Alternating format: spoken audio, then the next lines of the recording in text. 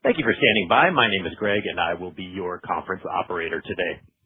At this time, I would like to welcome everyone to today's Flutter Entertainment Q2 2026 earnings call. All lines have been placed on mute to prevent any background noise. After the speaker's remarks, there will be a question and answer session.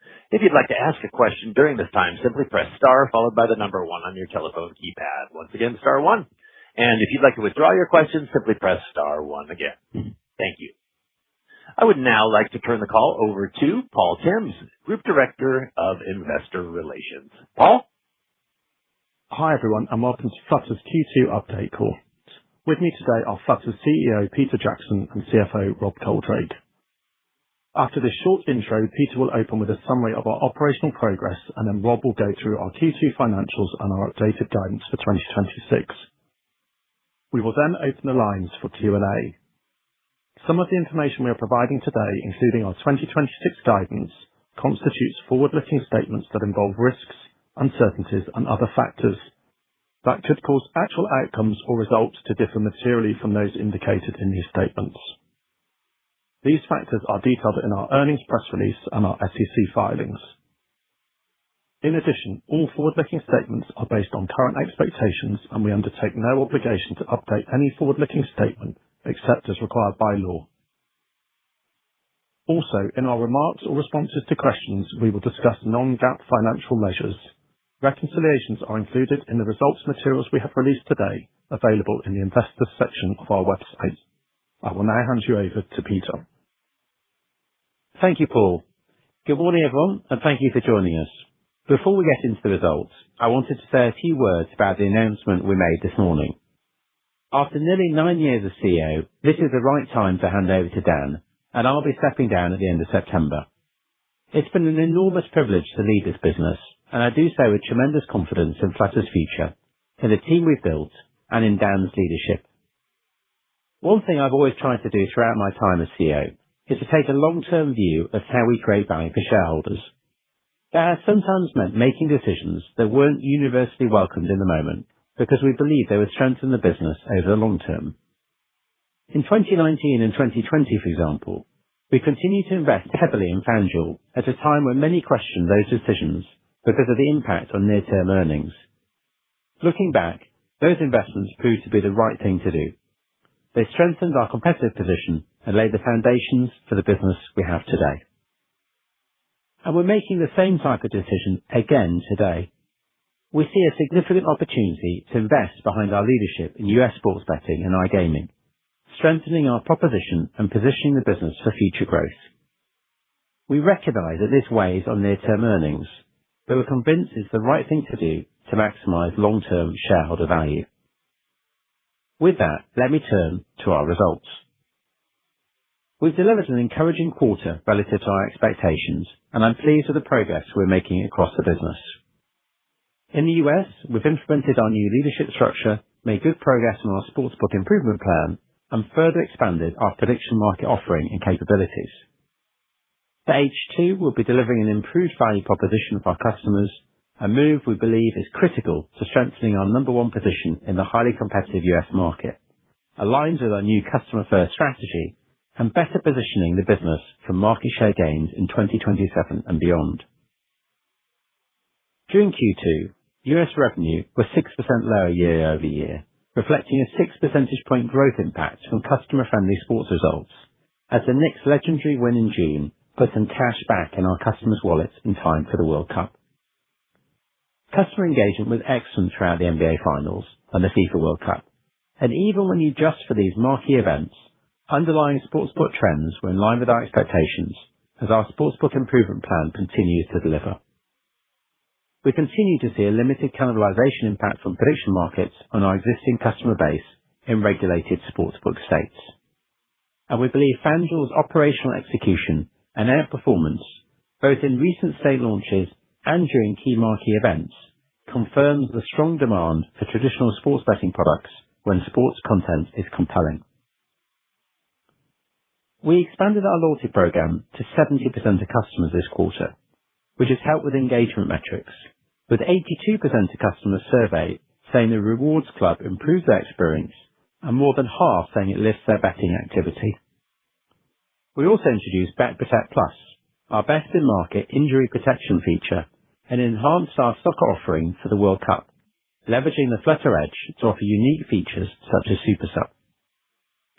And while FanDuel trends have been encouraging, the market continues to be subdued, and we estimate that the market grew by around 5% in H1.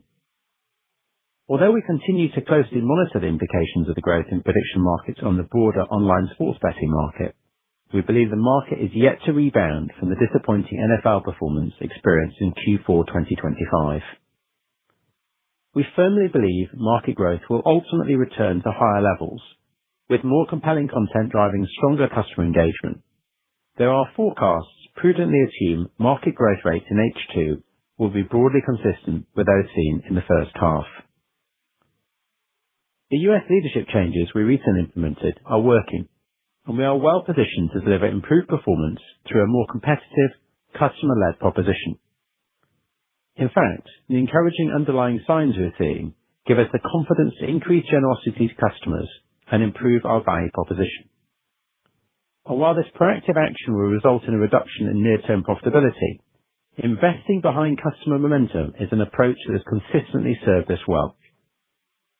This momentum and the current market dynamics mean now is the right time to move from a focus on margin growth to prioritizing AMPs and growing ARPU.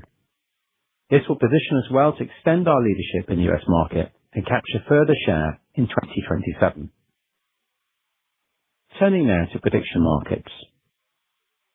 We view prediction markets as an attractive opportunity, and while we are closely monitoring their impact on the broader online sports betting market, we continue to see prediction markets as incremental to sports betting and iGaming, growing the overall market by capturing new demand. Our own prediction market offering, FanDuel Predicts, allows us to acquire customers ahead of sports betting regulation in new states, while delivering incremental economics in the meantime. And while operational progress in H1 was slower than planned, we are gaining traction and have a clear roadmap for improvement. The integration of the Crypto.com exchange to expand our sports offering ahead of the FIFA World Cup has significantly enhanced our product proposition. And in coordination with CME, we have agreed that all FanDuel Predicts sports and novelty contracts will now be moved to Crypto.com, while continuing to provide our customers access to CME's extensive financial markets.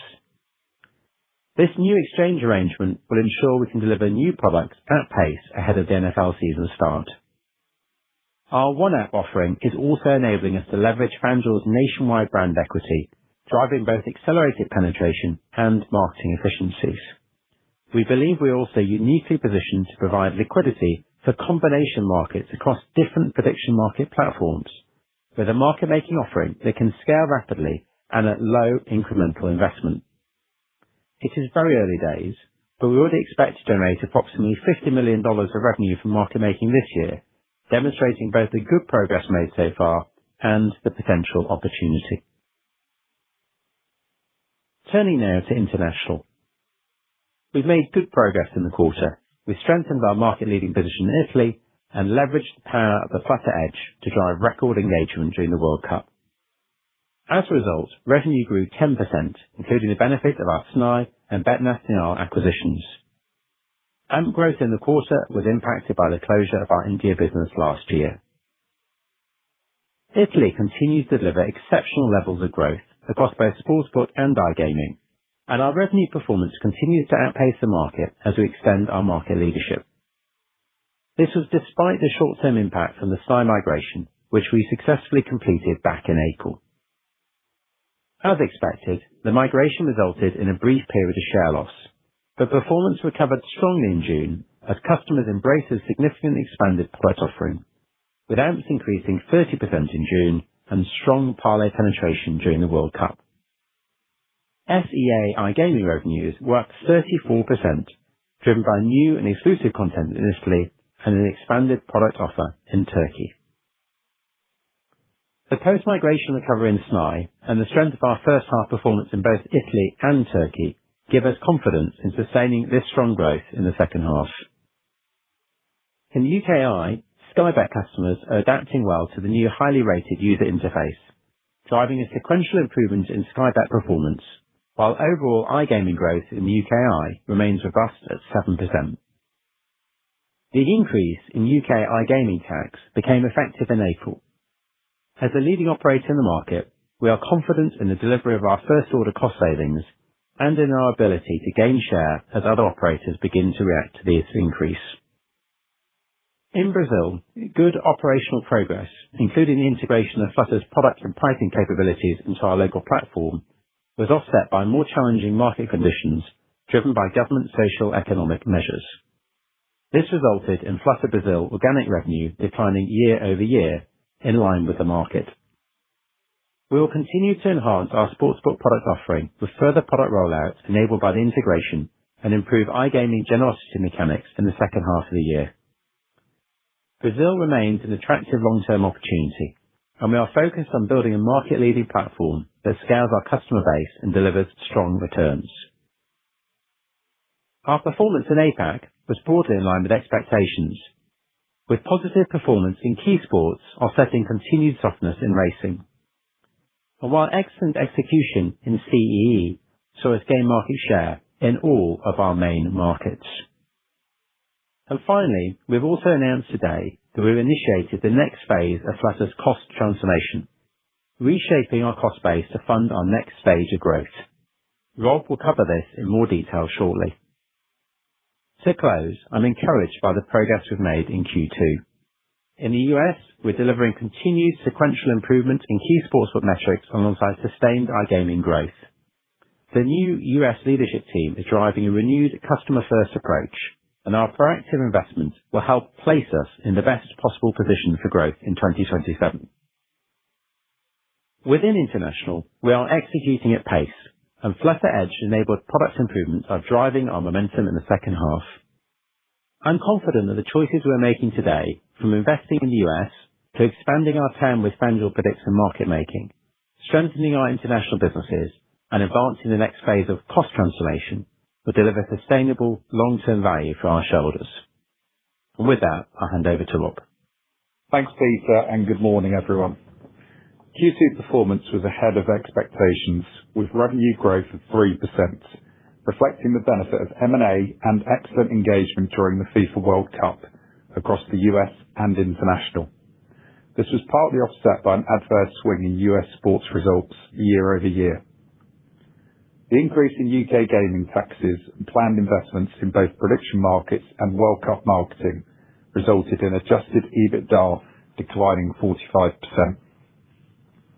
A net loss of $296 million for the quarter versus a net income of $37 million in Q2 2025 was primarily driven by the reduction in segment profitability and one-off historical tax costs of $95 million. These were partially offset by an improvement of $81 million and $171 million in other income, expense and taxation respectively. Loss per share and adjusted loss per share declined to $1.57 and 49 cents respectively, reflecting these profitability factors and a non-controlling interest benefit.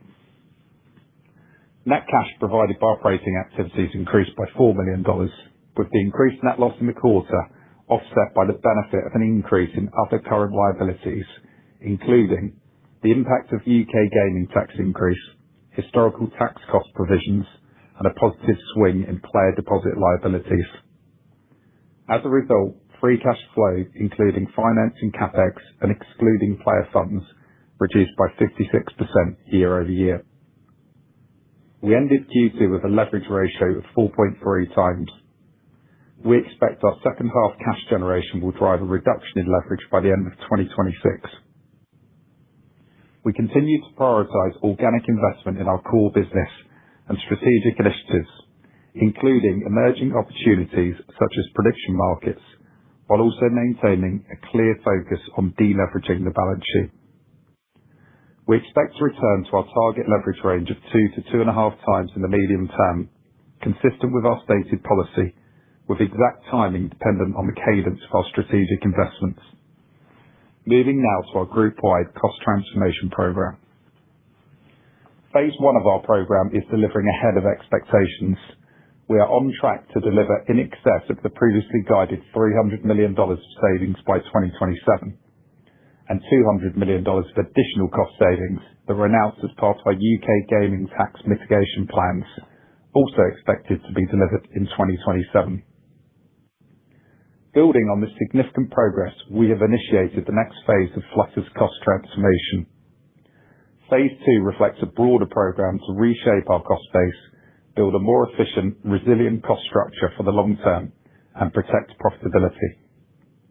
Through removing duplication, delivering technology efficiencies, and leveraging AI, this cost action will reflect an evolution in how Flutter operates, leveraging our global scale while still maintaining a fundamental local focus on the customer. We expect phase 2 to deliver an additional $500 million of gross savings by 2029, providing the headroom to absorb inflationary pressures and known tax headwinds, whilst freeing up capacity to invest in revenue-generating initiatives. In the US, we believe that this will ensure the business is well positioned for its next stage of growth. In international, we expect that the benefits will underpin our 5 to 10% revenue growth algorithm by both protecting adjusted EBITDA margins in more mature markets and enabling investment in growth areas. These actions are also expected to drive a meaningful improvement in cash generation. Our plans are progressing well, and we will be in a position to share more details of our Q3 results in November. Moving now to our 2026 outlook. Early Q3 trading was ahead of expectations, reflecting good engagement in the knockout stages of the FIFA World Cup and slightly favourable sports results. Full-year guidance is therefore updated to reflect positive impact of Q2 trading in US and international, expected market-making revenue and adjusted EBITDA benefit of $50 million, additional operating cost savings of $45 million delivered through our efficiency program in the US, the impact of confirmed one-week delay to the 2026-2027 NFL season start, not previously captured in guidance, of $75 million revenue and $50 million adjusted EBITDA. Investment to strengthen our proposition and accelerate FanDuel sportsbook momentum, as Peter outlined earlier, and forward FX rates in international. These movements result in a reduction to our full-year group revenue guidance of $395 million to $17.91 billion at the midpoint, and a reduction of our adjusted EBITDA guidance of $210 million to $2.655 billion at the midpoint. We've also improved our capital expenditure guidance to $815 million to reflect incremental project efficiencies, also resulting in a reduction in depreciation and amortization guidance to $730 million. Additionally, group transaction, restructuring and integration costs will be approximately $500 million, reflecting an increase of approximately $200 million from our previous expectations, primarily due to the initial cost to implement our 2026 cost efficiency programs and tax provisions of $95 million relating to historical India and US sales and use tax exposures. Additional detail on our guidance is available in today's release. Before I close, I'd like to acknowledge and thank Peter. His leadership over the past 9 years has been instrumental in building Flutter into the global leader it is today. On a personal note, I've greatly valued his support and advice since becoming CFO, and I'm incredibly grateful for his partnership. Having worked closely with Dan over the past 6 years, I'm equally confident that we have the right leader for the next phase of Flutter's journey. He knows our business exceptionally well, has played a central role in shaping our strategy, and is ideally placed to lead the company as we continue to execute our strategy and deliver sustainable long-term shareholder value. In closing, I'm really encouraged by the momentum we've built through H1, and in particular during the FIFA World Cup, which gives me confidence in delivering our second half guidance. Peter and I are now happy to take your questions. Thank you. And at this time, I would like to remind everyone, in order to ask a question, press star, then the number 1 on your telephone keypad. Once again, star 1. In the interest of time, we ask that you please limit yourself to 2 questions. And we will pause just a moment to compile the Q&A roster. All right, looks like our first question today comes from the line of Ed Young with Morgan Stanley. Ed, please go ahead. Thank you. Good afternoon. My first question's on the additional $270 million of EBITDA investment you're putting into the U.S. business. Can you give us some color on how we should think about the components on that? Because obviously on promotions, you've launched a new loyalty scheme. There was some events noise in Q2, but you're already at 540 basis points for promo spend. So some thoughts on that. And then on marketing, similarly, how would you think about the CAC to LTV that you're putting on the incremental marketing dollars you intend to put to work in the current competitive environment? And then my second question, Peter, in your written remarks, you mentioned, I think you reiterated in your verbal remarks as well, about long-term thinking in the business. In your letter, you noted you're convinced Dan shares a similar mentality.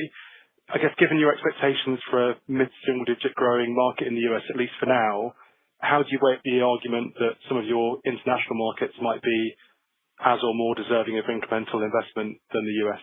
Thanks. Thanks, Ed. I think what we have to focus on is the sportsbook improvement plan and the great progress we're seeing on that at the moment in FanDuel.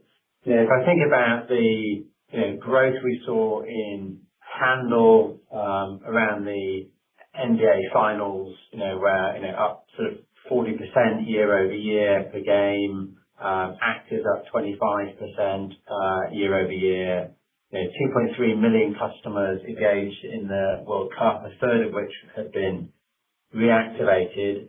And in recent trading, I think we've seen sort of record weeks from an MLB perspective. So I feel like we've got good momentum in FanDuel. The sportsbook improvement plan is working. The changes we've made to loyalty, there's a generosity posture from a product perspective, things like Bet Protect, and of course we brought Super Sub here in FanDuel around the World Cup. So there's good momentum in the business, and I think what we've always found before is that when we've got great content, great products, we've invested behind it, it's helped build a bigger business for the future, and that's what we're intending to do.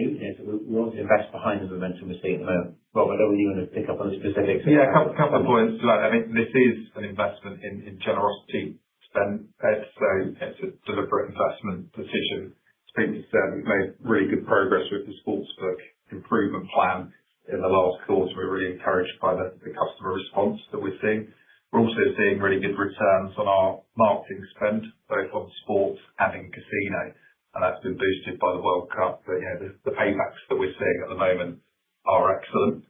This is a proactive decision that we're making around the longer term US opportunity. We're really seeing an opportunity to lean in at the moment. It's working well. We intend to continue that in H2 and exit 2026 with the strongest business possible.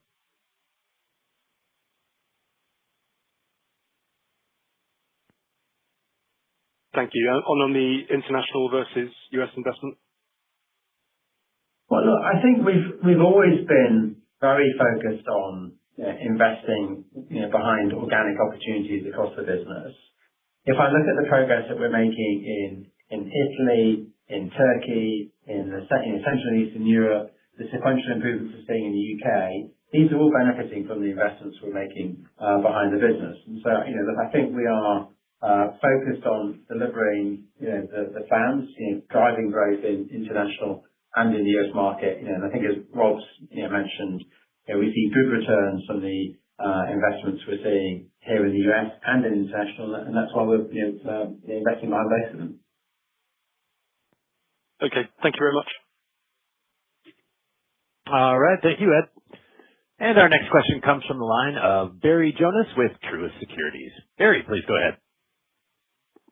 Hey guys, thank you for taking my questions. Wanted to get some maybe additional thoughts on what do you think is driving the softer market-wide trends in the US. You comment on prediction market cannibalization, but curious with the increasing popularity of combos, if maybe those risks have increased from a OSB cannibalization perspective. Thank you. Hi, Barry. Look, I think if we look at the success of the NBA finals and the World Cup, where with exciting content, we've seen really good engagement from a customer perspective. I mentioned that the 2.3 million customers, a third of those have reactivated going into the World Cup. They're seeing active numbers up 26% year-over-year on our NBA finals games.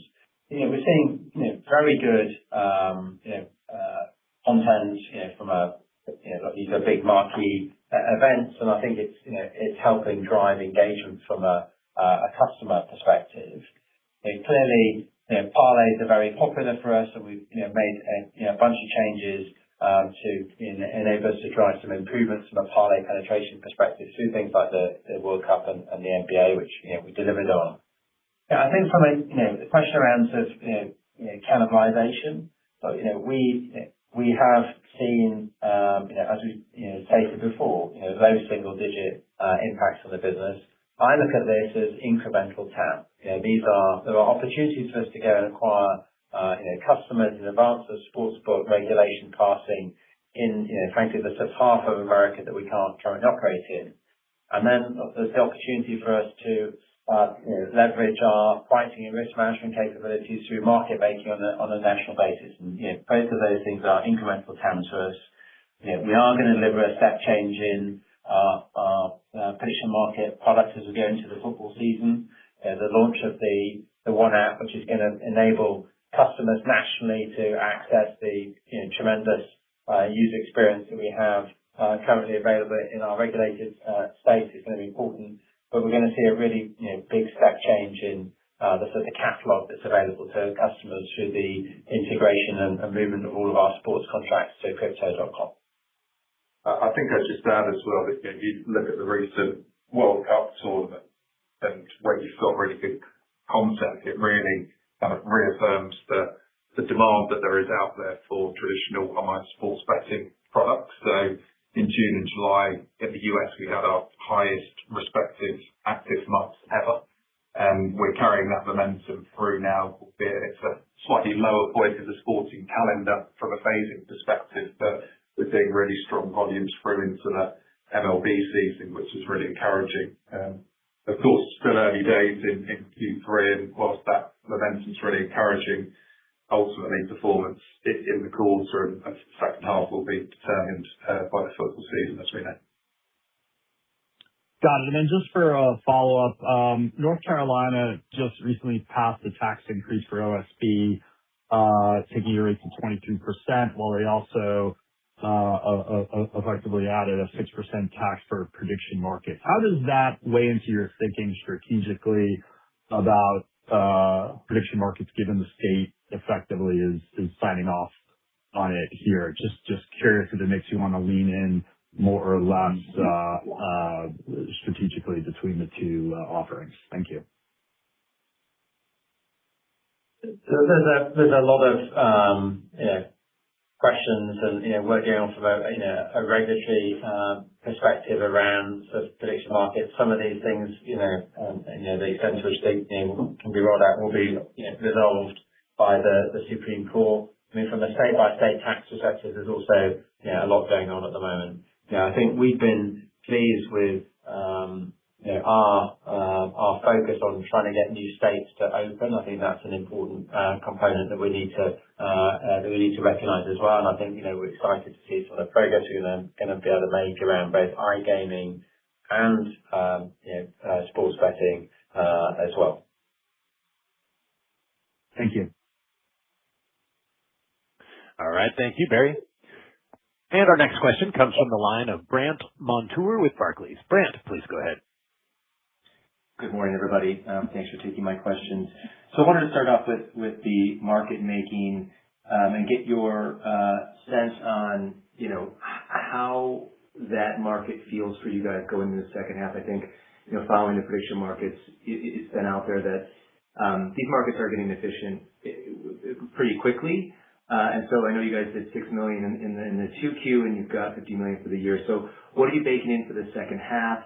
What platforms do you think you'll be most active in? And what can you tell us about the mix between where you're trading in single leg versus combos as a percentage of mix? Yeah. So let me pick up on that one. I mean, we're really excited about the opportunity in market making. Actually, Peter and I were with the team in Jersey City last week, and we're definitely seeing volumes continue to increase across the ecosystem, and that gives us an increased level of confidence in the long-term potential of that market.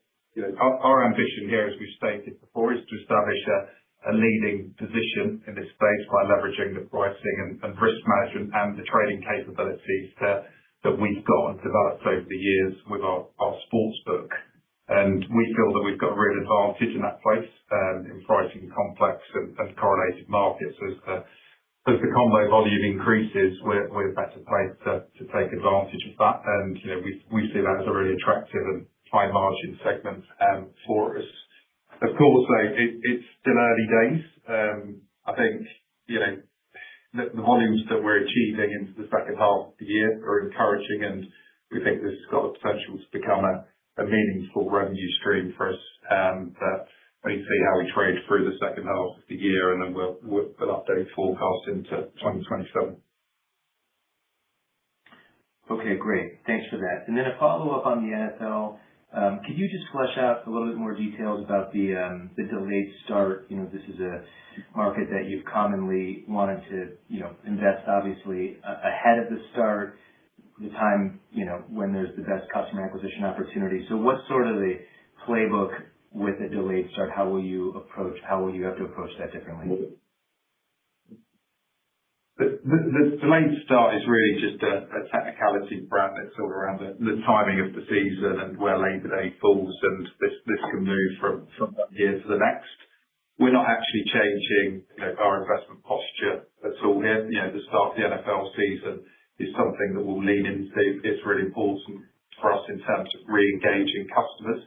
What I would say is that during the World Cup, we actually reactivated a bunch more customers than we were anticipating, which was really encouraging for us. We're actually starting in a stronger position. We're also clearly focused on college football and the start of that, which is a key opportunity for us to, you know, get behind some customer initiatives as we start the NFL. But you know, from a posture perspective, we're not going to be changing our approach massively. Having the rewards club live for all customers this year is also going to be really important. So we've already rolled it out to 70% of customers by the start of the NFL. That's going to be available for all of our customers. We're seeing really good traction behind that. So you know, with college football starting the week before, that's a great opportunity to prime customer wallets. We hope to see a running start to the NFL season. Okay, so the NFL schedule delay was not previously in guidance and is today, but this is an NFL schedule, not a Flutter schedule. Correct. This is NFL scheduling, which wasn't previously in guidance, and we've updated our guidance for it. Perfect. Thanks, everyone. Thanks, Brant. And our next question comes from the line of Jordan Bender with Citizens. Jordan, please go ahead. Hey, everyone. Good morning. So direct casino AMP growth actually looked pretty strong in the quarter, and keeping in mind you can't grow iGaming revenue 40% forever. Can you just talk about what the sports betting to iGaming cross-sell looks like now, and should we expect the investment into sports in the NFL season to actually help iCasino growth in the back half of the year? And then Peter, I guess the second question, handle up 31% in July, which was better than your June performance. Just trying to piece together some of your comments around your market growth won't pick up in the back half of the year, but you did say MLB is starting to pick up a little bit. I guess just like, what does that imply for your actual underlying business outside of the World Cup in July? Okay. Thank you, Jordan. Look, picking up on the gaming, you know, we clearly, you know, harnessed the World Cup opportunity to increase the, you know, football relevant content or soccer relevant content during the World Cup, you know, which obviously, you know, helped drive sort of reactivations and cross activation in the tournament. But you know, you've got to remember that the main focus and push for us from an iGaming perspective is, around acquiring those direct-to-casino customers. And, the Love Island Unlocked launch we had in June, our new brand ambassador, Ariana Madix. Look, we've seen some really good success from that. The Monopoly Live exclusive launch. So there's been a lot of great content that we've got supporting iGaming. Clearly, the smaller sports betting business we had coming into the year did impact cross-sell. But as Rob's mentioned, we've got a bigger base now. So look, I think we're feeling good about the prospects for the iGaming business. Your question around sort of market growth, we have seen this strong performance through Q2. We have seen the strong NBA finals. We've been very pleased with the engagement we've seen around the World Cup. We are pleased with how we started into Q3. The football season was tough last year. We think a bunch of that was down to the content, which wasn't as engaging for consumers. There was also obviously some execution issue from our perspective around generosity. But we're planning some great campaigns this year. We're hoping for some very compelling matchups and content, and I think we'll see what happens. But look, our forecast assumes some prudent views around market growth in the second half. And I hope we find that the market outperforms that, but we thought it was the right thing to take the growth we saw in the first half and use that for the second half guides. The other point to mention on iGaming is that clearly the success of our casino business has been built on direct acquisition, which remains very strong. The cross-sell piece we've been really pleased with during the World Cup, but the cross-sell actives were actually slightly ahead of our expectations. And if you compare Q4 this year versus Q4 last year, the cross-sell was actually slightly lower than we'd anticipated last year because of some of the execution issues Pete talked about Q4, which makes me quite optimistic about how the cross-sell will perform as we move to Q4 this year as well. Thanks. And Peter, thanks for help over the years. Thank you, Jordan. All right. Thank you, Jordan. All right, ladies and gentlemen, just one more reminder. If you'd like to ask a question, once again, star one on your telephone keypad. Once again, star one. And we do have a lot of callers in the queue and limited time. So from this point forward, we do ask that you please limit yourself to one question. Thanks for understanding. And our next question comes from the line of Trey Bowers with Wells Fargo. Trey, please go ahead. Hey guys, thanks for the question. I guess just if we could, on a pure modeling sense for the U.S. business, could we get a sense of the breakdown of the EBITDA for the balance of the year for Q3 and Q4, and just how potentially Q4 loaded the outlook is from here? Thank you. Yeah, let me pick that one up, Trey. So for Q3, we are assuming a roughly break-even EBITDA with $500 million of EBITDA Q4, which is down from circa $700 million in our previous guidance. So if you roll through the factors there, it's the generosity phasing in terms of the increased investment that we're making. You've got the NFL schedule effects, which is in Q3 only.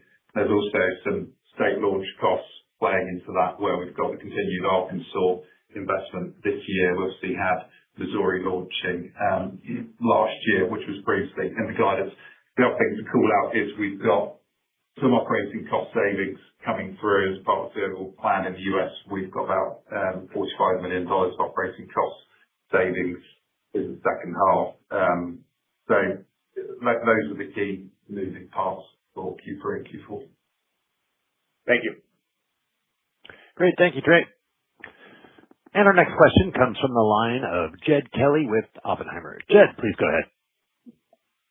Hey, great. Thanks for taking my question. Just going back to the investment in generosity, should we just think of the U.S. sportsbook, given all the sports, the engaging nature, that this is just a lower net win margin market versus some of your other international markets that just might not have the sports steps that we have in the U.S.? Thanks. Yeah, we've seen some improvements as we come into Q2 around our structural margin. I know there have been some questions around that, and I think we would expect to continue to see growth in structural margin. Now, I think, look, we are seeing strong momentum in the business at the moment. I think we're feeling confident that the Sportsbook Improvement Plan is working. We'll have the loyalty scheme rolled out to the entire customer base when we go into the football season. I think we've started making better customer-focused and customer-first decisions in the business. And I think, as we've done in the past, it's time to invest behind that and make sure that as we move into 27, we have a bigger business and a better trajectory for the business. And a bigger business means we can invest in having better products from a customer perspective. And look, I think we can also make sure that we're sort of growing ARPU as well as AMPs, and that's something that's really important for us as we sort of look to grow and expand the business. And medium to long term, we see a very clear path to that margin expansion, as we've talked about previously, Trace. So we've consistently demonstrated across all of our international businesses our ability to grow parlay penetration, also improve the product mix over time, and we think there's meaningful opportunity to do that in the US. Thank you, and good luck, Peter. Thank you. Thanks, Jets. And our next question comes from the line of Ryan Sigdahl with Craig-Hallum Capital Group. Ryan, please go ahead. Hey, good day, guys. Curious with the transition to Crypto.com for sports from CME, how your JV will work from a contract volume standpoint through non-CME exchanges. I guess specifically, I believe it was a 50-50 economic split with CME. How does that work now with other exchanges? Ryan, look, we are excited about extending the sports and novelties catalog that we'll have available for our customers as a result of switching to this new venue for those products, and we'll keep our existing financial markets with CME. So look, the economics for the financial markets with CME stay broadly as they were. I think there's probably a slight positive for us in moving towards Crypto.com. It's a modest economic benefit, but the really important thing here is the step change we're going to see in the catalog for customers, and together with the enhanced sportsbook proposition, look and feel of the One App, I think we're going to have a very compelling proposition available for consumers nationwide. Best of luck, Peter. Thank you. Thanks, Ryan. And our next question comes from the line of Clark Lampen with BTIG. Clark, please go ahead. Thanks very much. Peter, I'll echo what some of my peers have said up front and say thanks and sort of best of luck. I'm glad we're doing this at sort of 9 a.m. now as opposed to 3 or 4 a.m. in the past also. My question is on the U.S. iGaming business.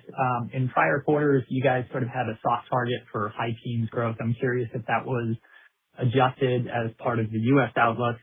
And maybe a sort of second component of this is if we're thinking about revenue margins and cost reduction opportunities for the U.S. business, how would you think about slots versus table game mix, opportunities for improving revenue margins, and then first-party content moving forward? Thanks very much. Yeah. Hi, Clark. So let me pick up the iGaming question. So we've always sort of said in our guidance that we expect the iGaming business to grow at high teens for the year, and we expected it to be slightly lower in H1 than H2, given the base of the sportsbook numbers coming into the year.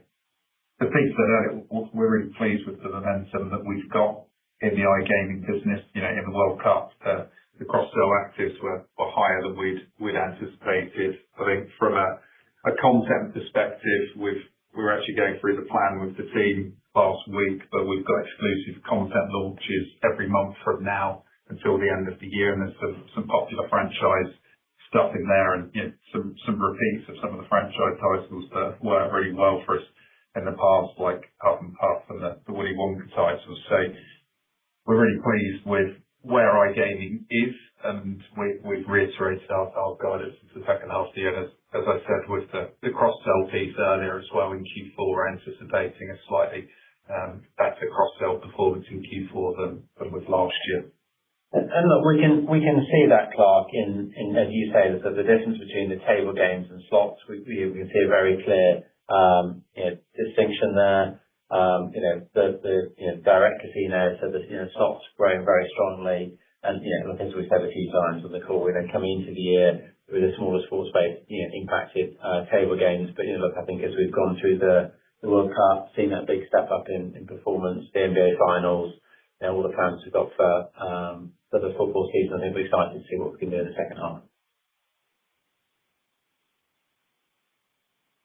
Thank you. All right. Thank you, Clark. And our next question comes from the line of Joe Stauff with Susquehanna. Joe, please go ahead. Thanks. I just wanted to clarify a few things on your prediction market strategy at this point. You answered a couple, but do you expect to own your own exchange at some point? Can you give us any 2Q volume or user metrics? And the new One app that you're going to launch before the new sports season, will that include a traveling wallet? Okay. Thank you, Joe.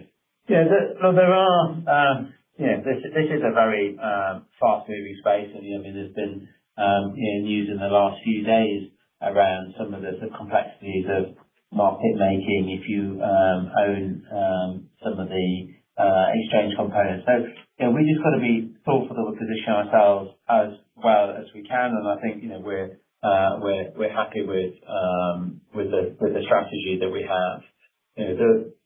As I say, the One app is going to deliver a real step change in performance from a customer perspective. And in terms of the traveling app, look, if you have opened a contract up when you're in California and you're here in New York, you will be able to close that contract down. That is something that will be available. So if that's what you mean by yes, we will have that available for customers. Rob, do you want to talk about the volumes? Yeah, the volumes are significantly up, but on quite a small base. So we're making really good progress.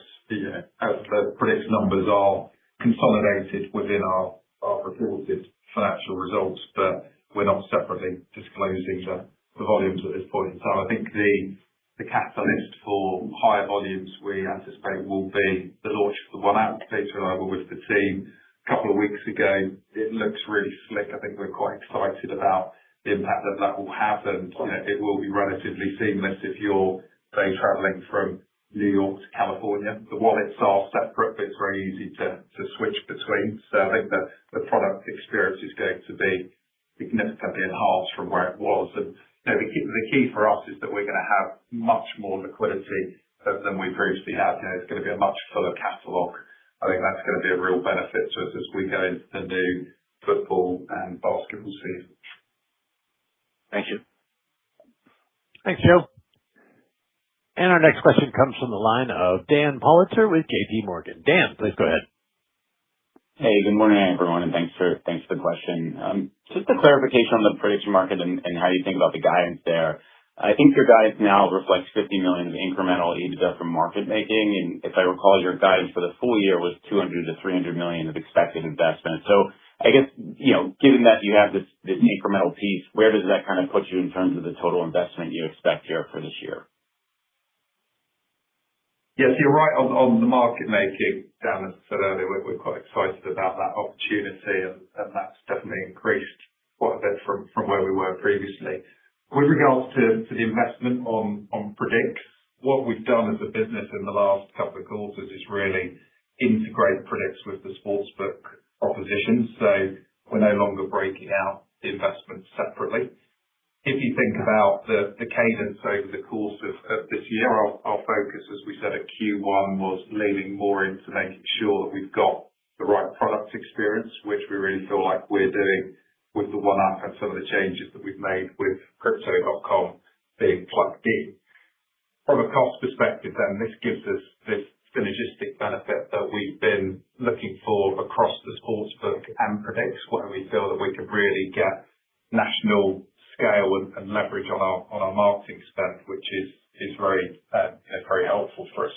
In terms of the economics of how that then pays back over time, that remains relatively consistent, we think, with how we've previously described them. We need to see how the new product lands in the second half of the year and the traction that we get on the One App before we determine what the investment profile will be into the next year. But certainly the synergistic benefits that we will get from having a broader sportsbook proposition, we think will stand us in very good stead. Got it. Thanks so much, and Peter, best of luck. Thanks, Dan. Thank you, Dan. And our next question comes from the line of Monique Pollard with Citi. Monique, please go ahead. Hi, evening everybody. Thank you for taking my question. It was just if I could come back to the investment that you're putting in the second half to accelerate the FanDuel sportsbook momentum. So if I understood correctly, Rob, that investment is all centered around generosity. So I think that's an additional sort of 1.4% of last year's 2H handle that you're putting into promos. And promos last year in the second half were already 5.6% of handle. So I guess we're going to go, I'm just trying to make sure I'm saying this correctly. We're going to go to like 7% promos as a proportion of handle in the second half.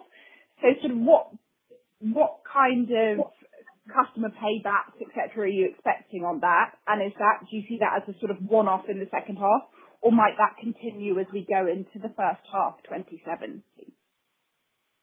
Yeah, so let me start on the numbers, but we won't be at 7% of annual incentive generosity in the second half of the year.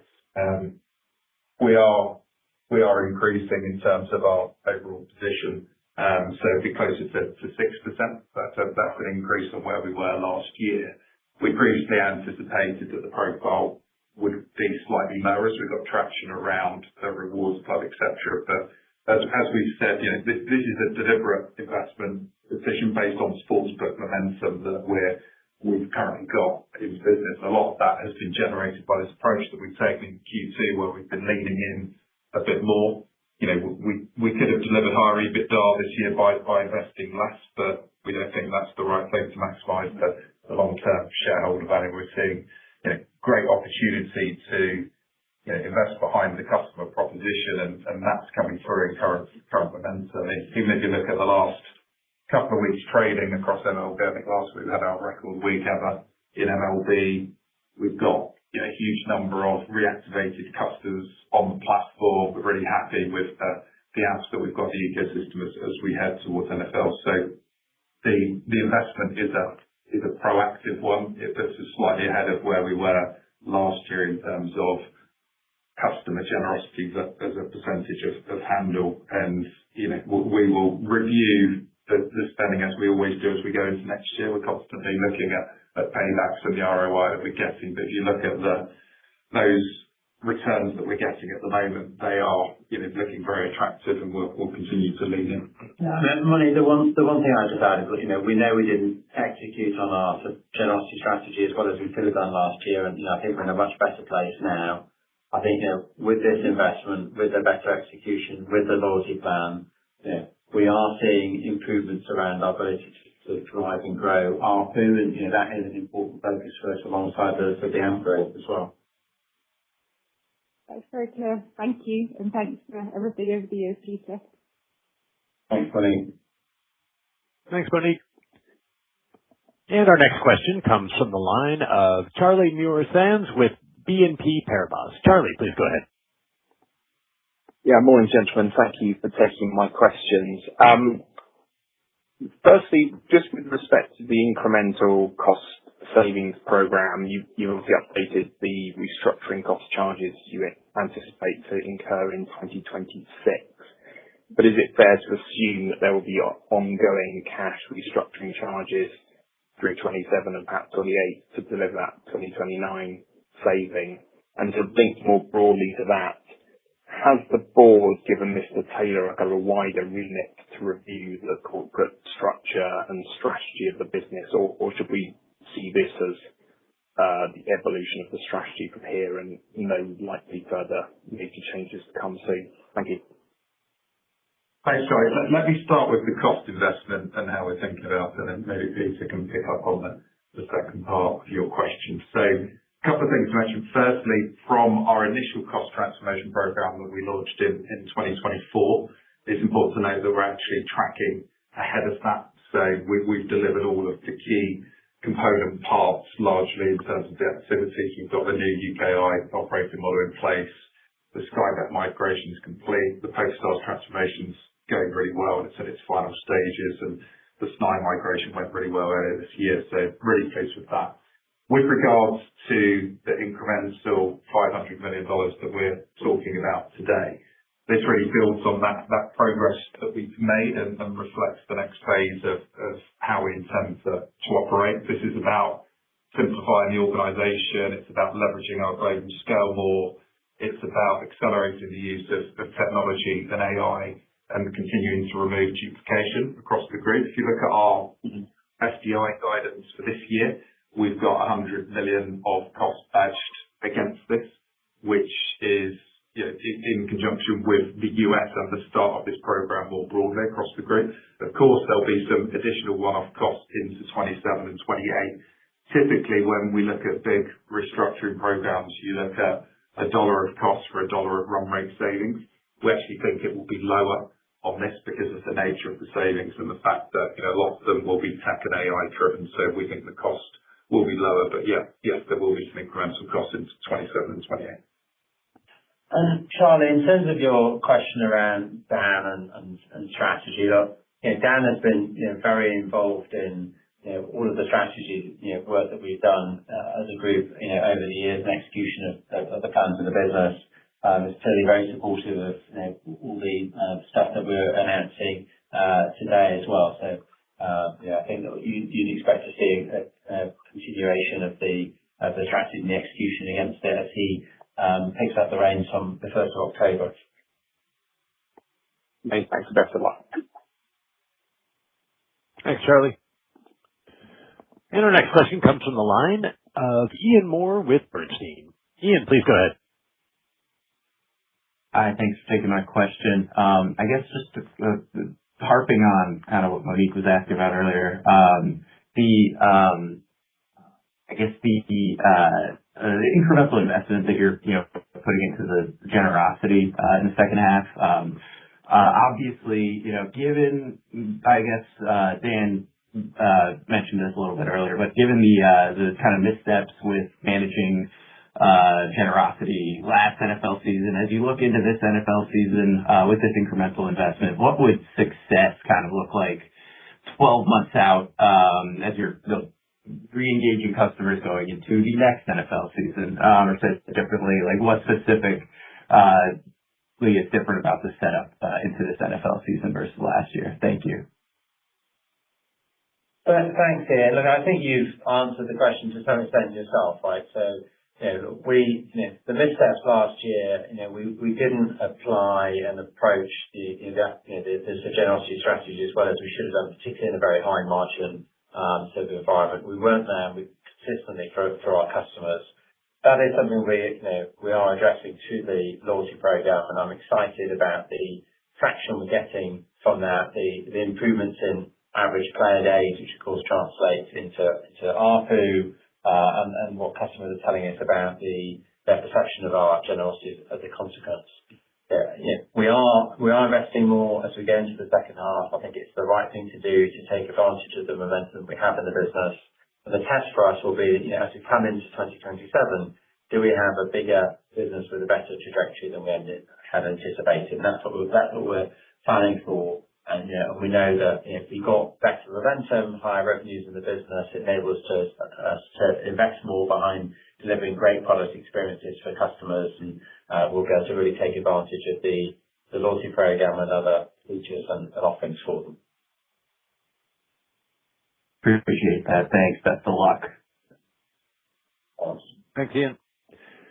And our next question comes from the line of Chad Beynon with Macquarie Group. Chad, please go ahead. Good morning. Thanks for taking my question. And Peter, thanks for everything up to this point. Just with respect to U.S. iGaming and sports betting regulation, I know the main iGaming law, I think, just took effect for 2027 launch. Partnerships with the tribes is the way that was written. How are you looking? I know it's early, and a lot of this will come in the beginning of 27, but how are you looking at prospects for iGaming or sports betting legalization in 27? Thank you. Chad, look, when we talked at the Capital Markets Day, we said we would hope to have one new iGaming state by 27, or by the end of 27. And look, I think we're optimistic. I think Virginia has probably got furthest of any of our target states. I think there's some interesting opportunities around DC, but then there's a bunch of them where we're hoping to build traction, whether it's Ohio or other places we can mention. So look, we think it's going to happen, and there's some real pent-up demand for us to be able to deliver the income and product experience to customers in those states. Thank you. Appreciate it. Thanks, Chad. Thanks. And our next question comes from the line of Paul Reddy with Davy. Paul, please go ahead. Hi, Peter and Rob. Quick question on international, if that's okay. Just firstly on the UK and I, just how has the market progressed since the introduction of the iGaming tax? Have you seen any evidence of kind of changing competitor behavior and general thoughts on mitigation? And maybe just secondly then on Brazil, Brazil still seems to be rather bumpy, thoughts on continuing to invest there and, when that market might start to improve for you. Thank you. Thank you, Paul. I think the important point that we flag is the sequential improvement we're seeing in Sky Gaming. I think customers have adapted to the new interface post migration, and look, we've had a very strong World Cup for all of our brands in the UK. Look, I think we've obviously guided to our first order mitigants in the market, and I think we're adapting our approach around that, probably taking a little bit more focus on headcount savings rather than marketing, because we want to maintain our posture in the market. We do think we're beginning to see some of our competitors pulling back as we anticipated, and so look, I think the second order mitigants are going to be significant, and we'll be well positioned to capitalise on those. Yeah, in Brazil, Paul, we're still really excited about our potential in this market. I think there's a number of improvements that we've implemented across the first half of the year. We've got our product and pricing capabilities now, including Bet Builder in Brazil, and the uptake on that has been very strong. We've improved the iGaming proposition and have improved the generosity metrics around that. So we're feeling quite confident about our products and how we set up into 27. There is quite a moving feast with regards to the regulatory backdrop in Brazil, and that's somewhat stifling the overall market growth. But within the context of that market, I think we're happy with our performance, and we're still encouraged about the medium to long-term opportunity there. Okay. Thanks to both of you, and best of luck, Peter. Thanks, Paul. Cheers. Thank you, Paul. And our next question comes from the line of John DeCree with CBRE. John, please go ahead. Hi, guys. Thanks for taking my question. And Peter, I'll pile on the congratulations. You've got quite a career at Flutter. Maybe kind of looking ahead, this is probably a prediction markets TAM question, but when you kind of look at the comparable to Betfair Exchange in the U.K. and the U.S. And in states where predictions in sports coexist under a less vague regulatory environment, do you see anything in the U.S. or U.S. consumer where predictions could be a much bigger piece of the overall sports pool than you see in the U.K.?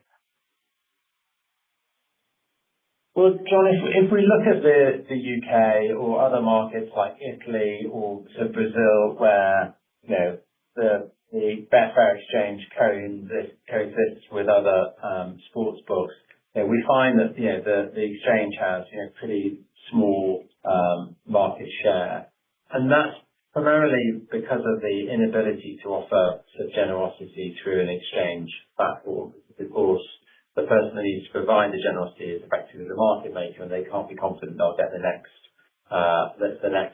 bet from a customer if they've offered them some generosity back. And so I don't see that structure being any significantly different here in America. So I think it's the extent to which you have predicts coexisting with regulated OSB, I'd expect to see the regulated OSB continue to take the vast majority of the business. Clearly, there are some niche areas, shops and stuff like that, where they would be more likely to take their volumes to the predicts type platforms. But as we know, they're not things which the traditional bookmakers can make money from anyway. Very helpful. Thanks, Peter. Good luck. Thanks, John. Thank you, John. And ladies and gentlemen, we are running along, so we will conclude the Q&A session today. I would now like to turn the call back over to Peter Jackson for closing comments. Peter.